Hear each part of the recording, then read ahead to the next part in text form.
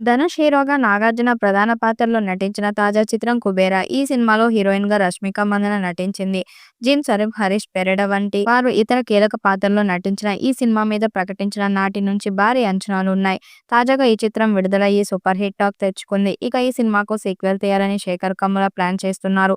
త్వరలోనే 'కుబేరా 2' కూడా ఉంటుందని తెలుస్తుంది. 'కుబేరా' కథ విషయానికి వస్తే నీరజ్ మిత్రా, జిమ్ సరీఫ్ ఒక వ్యాపారవేత్త. ఒక ఆయిల్ రింగ్ ప్రభుత్వం నుంచి దక్కించుకోవడానికి లక్ష కోట్లు లంచం ఇవ్వాల్సి రావడంతో ఆ లంచం ఇప్పించేందుకు తప్పుడు కేసుల్లో జైల్లో ఉన్న సీబీఐ ఆఫీసర్ దీపక్ నాగార్జునను బయటకు తీసుకొస్తాడు. ఆ లక్ష కోట్లు లంచాన్ని పంపిణీ చేసే ప్లాన్‌లో భాగంగా దీపక్ నలుగురు బిచ్చగాళ్లను తీసుకొచ్చి వారి పేరు మీద అకౌంట్లు ఓపెన్ చేసి పంపిణీ మొదలుపెడతారు.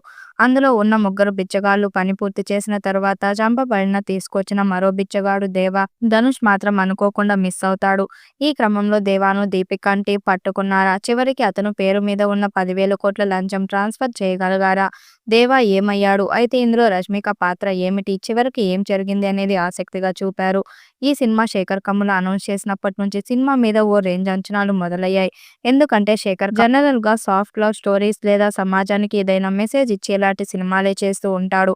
అలాంటి ఆయన క్రైమ్ డ్రామా చేస్తున్నాడు. అప్పట్నుంచి అసలు ఈ సినిమా ఎలా ఉండబోతుందని అందరూ ఎదురుచూశారు. దానికి తోడు ధనుష్ బిచ్చగాడు, నాగార్జున సీబీఐ ఆఫీసర్ అంటూ బయటకు వచ్చిన తర్వాత అసలు ఏంటి కథ? ఏం చేయబోతున్నాడు శేఖర్ కమ్ముల అని అందరూ ఎదురు చూశారు. అయితే ఒక రకంగా ఇది శేఖర్ కమ్ముల మార్క్‌తో రాసుకున్న crime drama with social message elements. నిజానికి కార్పొరేట్ వ్యవస్థ చేస్తున్న అవినీతి చుట్టూ ఈ సినిమా తిరుగుతుంది.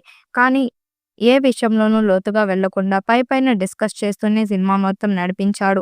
సినిమా ఫస్ట్ హాఫ్ అంతా ధనుష్ పరిచయం, ధనుష్ నాగార్జునల ప్రయాణం, తర్వాత అది ఎలాంటి మలుపులు తిరుగుతుంది ఆసక్తికరంగా రాసుకున్నాడు. ధనుష్ ముంబై రావటం, తర్వాత చావు నుంచి తప్పించుకుని 10,000 కోట్ల బినామీగా మారి తన వెంట పడుతున్న వారి నుంచి ఎలా తప్పించుకుంటూ ప్రాణాలు కాపాడుకున్నాడు అనేది ఆసక్తికరంగా ఉంటుంది. అయితే సినిమా లెంత్ కాస్త ఇబ్బంది కలిగించే అవకాశం ఉంది. ఎందుకంటే ఈ మధ్య కాలంలో ప్రేక్షకులు ఇంత నిడివి ఉన్న సినిమాలను, అది కూడా బీభత్సమైన హింస ఉంటే తప్ప ఎంజాయ్ చేయడం లేదు. కానీ శేఖర్ కమ్ముల తనదైన మార్పుతో సినిమాని నడిపించే ప్రయత్నం చేశాడు. ఇక 'కుబేరా 2' ఏ స్థాయిలో ఉంటుందో చూడాలి. ఈ వీడియోపై మీ అభిప్రాయాన్ని కామెంట్ బాక్స్‌లో తెలియజేయండి. వీడియో నచ్చినట్టయితే లైక్ చేయండి, షేర్ చేయండి, కామెంట్ చేయండి. మరిన్ని అప్డేట్ కోసం మన ఛానల్ సబ్స్క్రైబ్ చేసుకోండి.